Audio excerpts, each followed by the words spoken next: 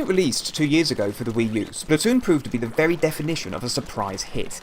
After testing the water with a relatively bare-bones initial release, Nintendo provided the game with excellent free DLC support over the following year. Splatoon's success is particularly surprising considering that Nintendo isn't exactly known for pushing out online shooters, but their alternative way of doing things paid handsomely.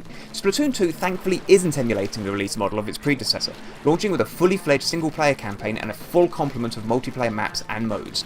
Unusually for an online-focused title, Splatoon 2 is presented as a third-person shooter. You get to customise and play as your very own Inkling, which is some kind of weird hybrid between a squid and a human. Equipped with one of a range of Super Soaker-style weaponry that fires out ink when in human form, a pull on the trigger sees you transforming into a squid that gives you greater mobility, makes you tougher to hit, and refills your ink reservoir. Starting out in Inkopolis, the game's central hub, you're soon accosted by Marie, aka the Miserable One from the Squid Sisters, which is the idol band who featured heavily in the first instalment. Marie explains that her sister Callie and the great Zapfish have both gone missing, and tasks you with venturing into the underground base of the evil Octarians to find out what's going on. Each of the 5 main sections comes with its own hub world, which you have to explore in order to find the entrances to the 6 individual levels within each. These hubs actually prove to be our favourite parts of the game, thanks to the environmental puzzles and platforming that force us to make full use of the increasing roster of weapons. The levels themselves can be tackled in any order, and are linear challenges that usually revolve around a particular theme or concept. For example, you may have to use the sniper rifle to tackle faraway enemies and hookshot-like platforms in one area, and then engage in a bot match the next with the superb new Duelies. Completing all 6 levels in an area then unlocks the boss of that world, the defeat of which unlocks the next hub. Both the platforming levels and the bosses themselves are pure Nintendo in terms of design. Splatoon 2 may look as though it were designed for preteens, but the platforming and third-person shooting is surprisingly hardcore. While most areas can be vanquished through pattern learning and getting better with the control scheme, the unwelcomely archaic use of lives in the individual levels do pave the way for some pretty notable difficulty spikes, particularly in the final world.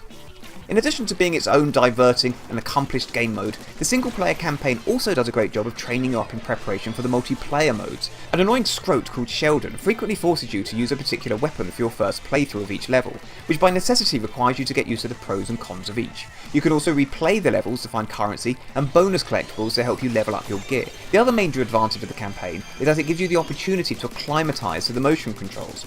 Operating as an amalgamation of moving and shooting with the thumbsticks and triggers while aiming with the pad, this control scheme felt horrendous when we first gave it a go.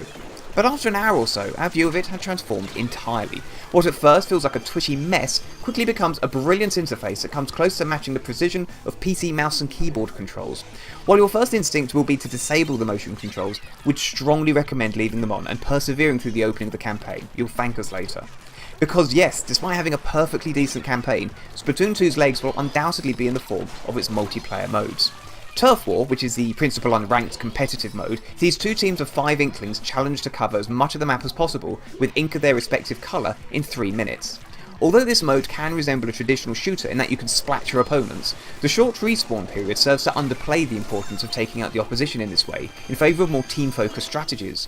In addition to ranked solo and team modes, there's also a brand new co-op mode called Salmon Run. This pits you and your teammates against enemy AIs in order to fulfil mission objectives such as transporting eggs back to your base. The fact that Nintendo didn't just rattle off a glorified Horde mode makes Salmon Run an engaging alternative to the competitive online modes, and one that ramps up considerably when set higher than the easiest difficulty level. Splatoon 2 reminds us of the mainline Pokémon franchise, as that gave the appearance of being a cutesy junior RPG despite being merely dressing for the dark heart of a fully fledged hardcore JRPG. Similarly, Splatoon 2, with its ink-splatting cast thinking that sartorial elegance lies in bicycle shorts, terrible haircuts and an array of bad fish puns, gives the outward impression of something you could happily give to a 5-year-old. You really should not let that fool you though. Splatoon 2 is a proper, complete and often quite advanced third-person platform shooter. The multiplayer mode offers plenty of scope for customization in terms of weapon loadouts, clothing that contains various modifiers that boost abilities, and sub-weapons that have been entirely retooled since its predecessor. This often brilliantly designed core gameplay kept us coming back night after night, until we actually started to find the whole skateboarder, surfer speak actually quite endearing and fun. The bright, bold colours that Nintendo so love to use work perfectly in a game about ink, rendering each level not only a joy to look at, but also making the divining of what's going on in a match extremely easy. The soundtrack is reminiscent of Jet Set Radio, albeit more underwater than underground, and is full of neat touches such as the ability to mess around with the pitch and playback when waiting around in lobbies. There is, however, still some room for improvements. As much as we thoroughly enjoyed playing through the single player campaign, the difficulty spikes would have been far easier to forgive were it not for the outdated addition of lives that can force repetition within individual levels. There are also unskippable cutscenes, including one that plays out detailing what maps are available every single time you load up the game. We're also far from sold on the implementation of the smartphone app that will be available in time for the game's launch and is required for certain aspects of parching up and voice communications. As much as we were expecting to like Splatoon 2, we genuinely didn't predict that it would become our new favourite game for the Switch, alongside Mario Kart 8 Deluxe. The presence of the thoroughly decent and challenging single-player campaign is almost worth the price of admission alone, but we honestly haven't enjoyed a competitive multiplayer experience as much as this since the mighty Titanfall 2.